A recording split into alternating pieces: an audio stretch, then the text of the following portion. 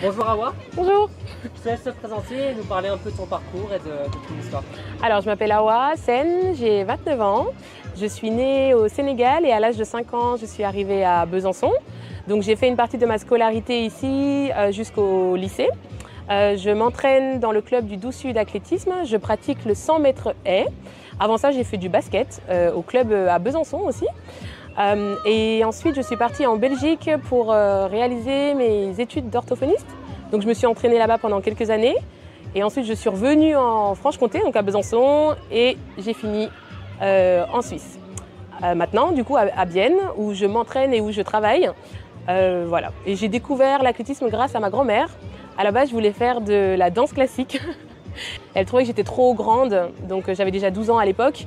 Elle m'a dit, voilà, tu peux tester l'athlétisme et si jamais tu n'aimes pas, alors on t'inscrira à la gym. Et j'ai fait une course sur ce stade, ici, au stade Léo-Lagrange. J'ai gagné la course et je ne suis plus jamais repartie. Donc voilà.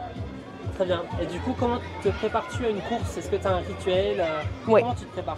Alors en fait, c'est assez spécial. Le matin, je me lève, parce qu'en général, les courses maintenant, pour la télévision, se passent généralement le soir. Donc je me lève, je prends mon déjeuner, après je regarde une petite série. Et le moment le plus important pour moi, c'est quasiment 3 heures avant la compétition où je me maquille. J'aime beaucoup le maquillage et en fait, ça me calme et ça me déstresse énormément. Ensuite, je fais un moment de visualisation. Donc c'est en fait imaginer tous les scénarios possibles dans une course.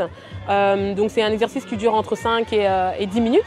Et voilà, et après j'arrive sur le stade, j'écoute beaucoup de musique, c'est un rituel, quand j'oublie mes écouteurs, c'est très compliqué. Mais donc voilà, le maquillage, la visualisation, la musique, et après c'est parti. Très bien. En dehors de ta vie sportive, tu as bien sûr une vie professionnelle, tu es orthophoniste. Comment arrives-tu à gérer ta vie sportive, professionnelle et personnelle? Oui, alors ça c'est une grande organisation, ça demande d'être très strict. J'ai des horaires qui sont définis avec des objectifs aussi, que ce soit en termes de professionnel ou d'entraînement. Je pense que le mot d'ordre c'est organisation. S'il y a un pépin quelque part, alors là tout est un peu chamboulé, mais grosso modo le lundi, donc je me lève, je vais à l'entraînement. Ensuite je termine, je rentre, je mange, je vais à la physio, donc la kiné. Et ensuite, je travaille l'après-midi. Le mardi, c'est une journée plus ou moins différente. Je travaille toute la journée jusqu'à 16 h et après, je vais à l'entraînement de musculation. Et voilà, c'est comme ça un peu toute la semaine, mais c'est toujours rythmé entre le travail et les entraînements.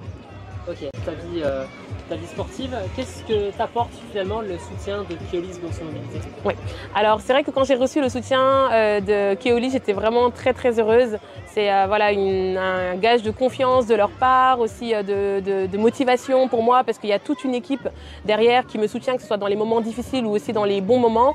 Et avoir voilà, leur accompagnement, ça m'a énormément apaisée dans cette année olympique qui est importante en termes de stage, de préparation physique et aussi avoir un staff médical derrière. Donc le partenariat de Keolis a été essentiel et primordial en tout cas dans cette année. Et si j'ai la possibilité d'aller aux Jeux, ils n'y seront pas pour rien.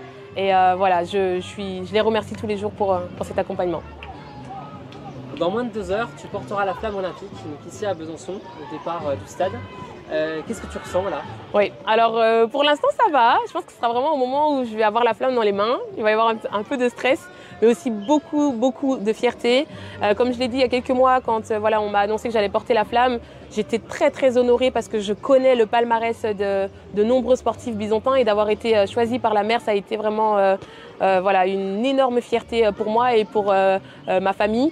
Et voilà, je suis impatiente, mais pour l'instant, voilà, c'est encore loin. C'est un peu comme les courses. Tant que c'est pas arrivé et qu'on n'est pas à la ligne de départ, alors on est plus ou moins calme. Mais j'ai hâte. Parfait. En tout cas, on a vraiment hâte de suivre la suite de ton parcours. Merci à vous.